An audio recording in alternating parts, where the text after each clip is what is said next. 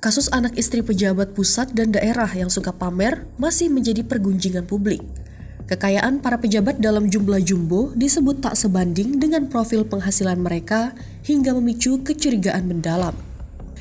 Pejabat kerap selalu diidentikan dengan kekayaan dan anak istri mereka pun selalu menjadi sorotan. Tapi, apakah dengan menjadi pejabat itu memang harus kaya dan berlimpah harta? Mungkin ini tak lazim. Seorang menteri negara justru hidup miskin. Sosok ini adalah pengecualian untuk sedikit pejabat yang hidup pas-pasan. Ia adalah Insinyur Sutami, Menteri Pekerjaan Umum dan Tenaga Listrik di era Presiden Soekarno dan Presiden Soeharto. Mengawasi banyak proyek pembangunan, namun hidupnya sangat sederhana. Bahkan, dia disebut-sebut sebagai menteri termiskin dalam sejarah Republik Indonesia. Ironis memang. Sutami 14 tahun menjabat menteri di era 2 presiden. Sutami justru hidup di rumah yang atapnya bocor. Hal itu terungkap dari tulisan Hendro Pranoto Suselo, staf ahli Menteri PU dalam edisi khusus 20 tahun majalah Prisma yang diterbitkan LP3ES tahun 1991. Dikisahkan saat lebaran tiba, rumah Sutami ramai dikunjungi tamu. Bukannya takjub karena mendatangi rumah menteri yang pada umumnya serba berkecukupan, bahkan cenderung mewah. Sebab mereka melihat ke atap dan banyak bekas bocor pada langit-langit rumah Sutami. Rupanya, sudah lama atap rumah Sutami bocor. Bahkan, rumahnya yang terletak di Jalan Imam Bonjol, Jakarta Pusat, dibeli dengan cara mencicil. Saat akan memasuki masa pensiun, rumah itu barulah berhasil dilunasi. Cerita betapa sederhananya kehidupan seorang Menteri Sutami belum berhenti sampai di situ. Selain atap yang bocor, layanan listrik di rumah Sutami juga sempat dicabut oleh PLN.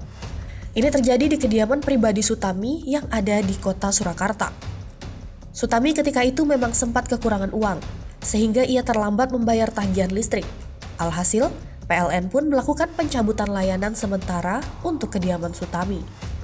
Kisah lainnya ketika Sutami sakit. Ia bahkan takut dirawat di rumah sakit karena tidak mempunyai cukup uang.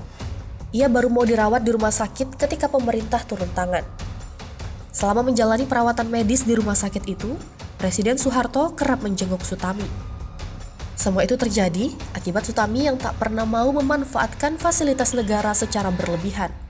Sutami memang dikenal tidak pernah hidup bermewah-mewahan, sekalipun ia adalah menteri kabinet selama 14 tahun.